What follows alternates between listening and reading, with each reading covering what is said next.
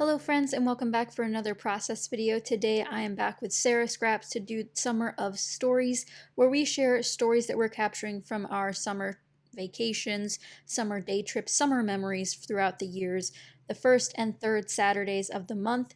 So today I am finally breaking into my How to Kill a Kit with Style paper that I have desperately wanted to use, and I just straight ripped it in half, which is very scary. I don't know if you guys are into the ripping paper trend that I've seen all over Instagram, but that's what I wanted to pull out for today and utilize today on this page. I've printed out 5 photos. Now that I have my new photo printer, I'm all about those multi-photo layouts. So far 3x4s are my favorite to incorporate, but hopefully I'll expand into some other options soon enough.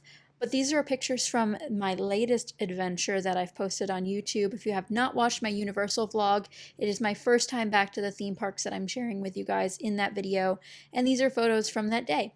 So definitely check that out. I'll have a link down below, as well as Sarah's video.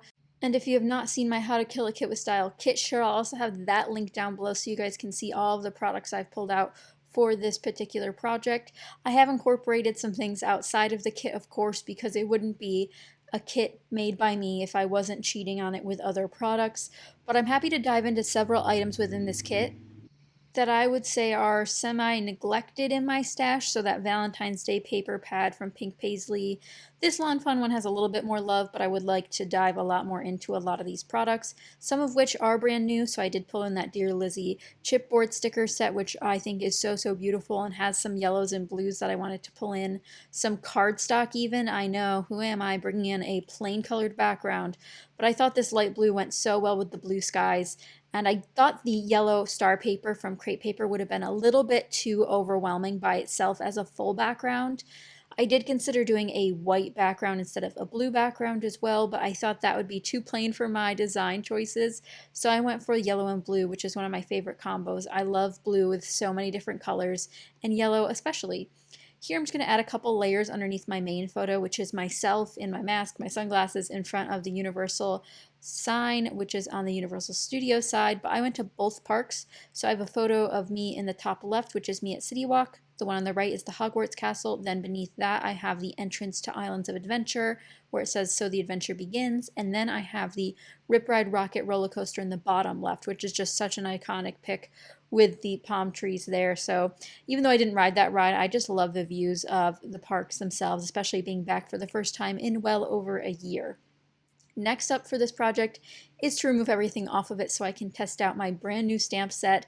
This is a set from Concord and Ninth. They recently had a sale, and I bought this lovely alphabet stamp set. I love skinny alphabets. I love them in thickers and stickers and all that in between, so I thought I'd invest in a actual stamp set with a font that I enjoyed to start titling my pages with. I did test 2 ink colors. I picked out Balmy Blue from Stampin' Up, which I thought might match the background color a little bit, but it was a bit on the teal side, so I decided not to bring that in and instead go for VersaFine Black ink. Then before I stamped my title, I wanted to bring in this additional piece so I could just sort of picture the rest of the layout before figuring out exactly where I wanted to stamp my title, figure out where journaling might go, etc. So I start finishing some of the embellishing ideas I had so I could pick where my title would end up having to be placed above that photo. So I end up creating a shelf underneath my main photo with 2 different types of washi tapes. I have my blue grid, which was one of my favorites from last month. You can check out my favorites video over on my channel as well. And then I also have the yellow polka dot, which is just a classic. You always need a fun polka dot. So after I create that shelf, I end up putting all the photos in place so I could definitely figure out where my title was going to be stamped. Then to figure out spacing, since these are such thin letters, I'm able to actually not have to worry about squeezing in all the letters I want for this title, which my title ends up being Solo Trip. And a tip for stamping with brand new stamps, you want to make sure that you're rubbing off sort of the finishing product of the stamps from the manufacturer. So wiping them on my arm, either doing test stamps on a scrap piece of paper is also a great idea.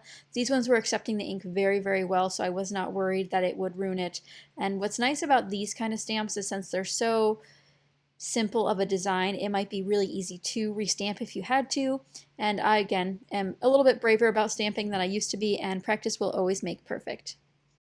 And of course, if I start stamping on a layout, I usually don't want to stop, so I pulled out 2 more stamp sets. This one I'm featuring right now from Ellie Studio is new to my stash-ish. I definitely haven't used it before, but I've had it for months. And then I also pull out this old Studio Calico and a Creative Bubble stamp set that I get so much use out of. It's got such nice little stamps that I get to utilize all the time. So I thought I'd bring in 2 more to conclude my stamping adventure on this page. Then I dive back into my kit and pull out all of the label stickers and label pieces I had so I can start creating some clusters and figure out if my stamps would be on top of a label or not. So I start layering those Freckled Fawn and Ellie Studio labels across my page and helping to create some clusters and places for those lovely stamps to sit upon or sit next to. So then I just start going in on stamping, and if you'd like to see more up-close photos of all of the details on this page, you can check them out over on my blog, which is just grayflorals.com. I'll have the exact link to this post down below, and you can also sign up for email notifications when I do post on my blog. You don't want to miss out all the projects I might be sharing over there that don't make it over here to YouTube, so definitely have that and sign up over there. But here I am gluing everything in place so I can finally start adding my final stamps again from Studio Calico and Ellie Studio. And when it comes to stamping directly on a page, make sure you do not have anything too bulky that you might have to stamp around, because that can be relatively difficult. Luckily, all of the chipboard elements that I'd pulled out for this particular page weren't too thick and I didn't have to stamp around them. Rather, I could stamp right over top of them and my block and stamp would not be functionally damaged in any way, so all these stamps came out clean. Lastly, as you guys might know, I adore sticker books. In fact, I just bought maybe a couple more, but that's for a different day, and go check that out over on Patreon if you're interested in seeing what I'm up to behind the scenes. But I pull out my sticker book from Dear Lizzie and end up going to town with it, some strips, some word phrases, some little stickers, stars, the planner bits, and adding the yellow and blue ones across the page, as well as some puffy sticker stars from Bella Boulevard. But if you guys are interested in seeing all the products I've used on this page, you can head over to my blog to see the full list. And to finish off this layout, I decided to finally pull out some Nuvo drops. Now, some of these colors I have not used on a page before. I think I've used my yellow one, but I can't be 100% sure, but I definitely haven't used the beautiful blue one that I pulled out today. And these are all crystal drops. They're my favorite type, and I think I might be addicted to Nuvo drops again, but the black one is well loved and used, and it's definitely one of my easy ways to add contrast to a page. Like I did stamping, now I can add some Nuvo drops to add a little bit more contrast in some tighter areas. Definitely a great way to do so. But that finishes up this project. Let me know what you guys think of it down below. 5 photos, a frame even, so many stickers, a little bit of chipboard, a little bit of puffy stickers, and tons of stamping.